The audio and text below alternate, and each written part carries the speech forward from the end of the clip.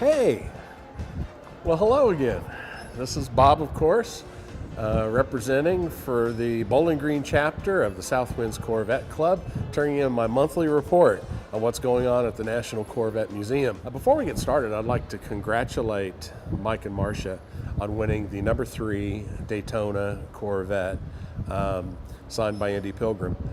I had it for many years, and it had a prominent place on my shelf, and I'm sure you're going to get years of enjoyment out of it too. And when you get to the point where you're not, I know there's a guy in your club who would probably be happy to take that off your hands. So at any rate, congratulations again. I'm very happy that we were able to do that.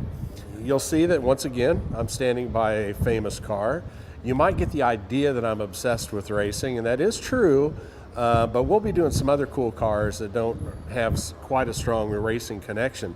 This one you may recognize is the 1989 24-hour world record run car. This was driven by Tommy Morrison and Jim Miniker, John Heinrichs, Kim Baker, some other guys, and they really drove this car into history, and it's a very important Corvette here at the museum. When you stop and think about what had happened to Corvette, at that time, Dave McClellan, chief engineer, was trying to put Corvette back on the map. Federal regulations, EPA stuff were bogging down the Corvette, and he had to find a way to make it fast again. And then he set out to prove that it was fast. And this was one way that they all did it. They decided to go for the 24-hour world record run. And they did succeed in driving this car over 175 miles an hour for 24 hours. There have been other car manufacturers that have duplicated and actually beaten that record. However, none of them have done it with a car as stock as this is. I'm standing by this car because recently I did a video, which I've given Dale the link to, and you guys can watch it whenever you feel like it.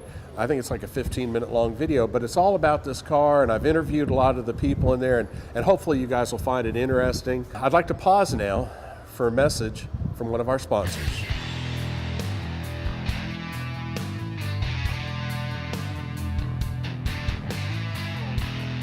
I've been alerted to the fact that the management at the Southwinds Corvette Club, in some rare moment, in a total lapse of judgment, either that or desperation to enhance the roles of membership, has found a way to induct Bob Bubness. Now clearly I wasn't consulted on this, as anyone else might have been at the Corvette Museum, because I have to tell you, there may be 2,000, 3,000, 4,000 candidates might be more worthy. But if you're that desperate to have to choose Bob, you know what? I'm waving the flag for him. Because my success at General Motors has been based on my ability to find something that I think is going someplace and get out in front of it. Let the other guys do the work and take the credit. That's how I have built my career. It looks to me like he's going someplace. I want to get right out in front of it and say how brilliant a decision it was to elect Mr. Bubness into the membership. In all seriousness, you simply couldn't have made a better choice. This is a guy who loves all things Corvette, a tireless worker, and somebody who really deserves the honor that you've bestowed upon him. He's a great personal friend. We've worked together on many, many different projects. Creative mind, driven, passionate, bright, and a get-it-done kind of guy. And that's the world in which we live. And that's why he will always be my friend, and I'm glad to know that you guys had the foresight to recognize that and induct him. Great choice, great guy. Good luck to everybody. Hello, Doug. Hey, Doug. Oh, I can't imagine what happened. I put the check in the mail. Should be there any time. Oh, wait a minute, they're back. I'll talk to you later. No, that was all in good fun. And I know at first glance, that video might seem a little self-serving, like I'm trying to show off how connected I am or whatever the deal is, but that really is not the case. I shared that with you because you guys made that video possible. So let me explain how that happened. I was shooting Doug for another purpose for our Hall of Fame videos that are being produced now. And in between takes, I mentioned how you guys made me an honorary member of your club. And Doug said, turn that camera back on. I want to talk to him. And he gave you guys that message.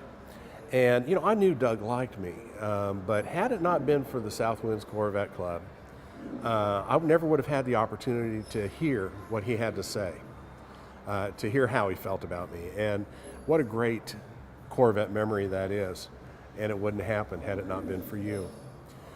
In honor of that, I'd like to share a little bit of that moment with you guys in another way, one of you guys anyway. I included with my package this month to Dale a copy of America's Sports Car magazine. And that magazine was signed right after that interview by Doug Feehan. And on the magazine is a beautiful picture, maybe Dale can hold it up right now, is a beautiful picture of the National Corvette Museum in the background. And in the foreground on our Motorsports Park track is one of the C7Rs testing for Le Mans. So it's really a cool thing, and I'm so happy to pass that on to you. I'll leave it up to Dale how he's going to give that away. But once again, I want to thank you guys again so much for making me an honorary member. Special thanks to Dale for sending me my coin, my South Winds Corvette Club coin and challenge coin, and for getting my membership card to me as well, and such a beautiful display. One little final thing, I'm trying to work out a trip to your Corvette car show in January, so maybe I'll get to see you then. Until next time though, save the wave.